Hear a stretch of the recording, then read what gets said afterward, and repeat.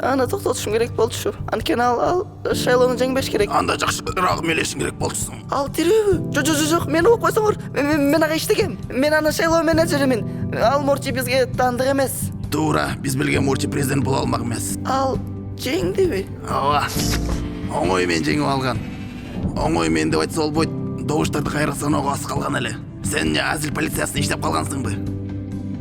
Эмнеге мен бул жерде отурам? Мен бүт баарын мойнума алдым го. Сен өкүмүң өзгөрдү, сен бошсуң. Бирок мен бир нече департаменттин мыйзамдарды буздум го.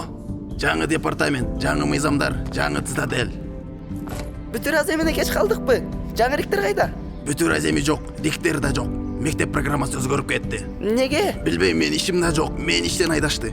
Ийгилик салпаяктар. О Кудай, силиктин кыялы ишке ашты.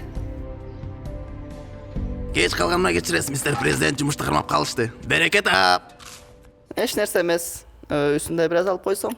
Уланта бер, кийим түйгү аймактын риги. Мен айткым келгени президент Морти, ал орунда ким отурганда биздин ишибиз жок. Рикби, Мортиби жада калса Джерри да баары бир. Биз бул цитаделди кеңешке чейин да башкарганбыз. Азыр да бул жерди башкарып турабыз.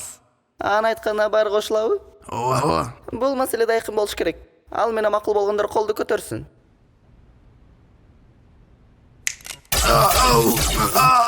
Үстүнөн алайынбы, жетиштүүбү? Билбей турам. Жетиштүүбү? Ооба, жетиштүү. Сонун.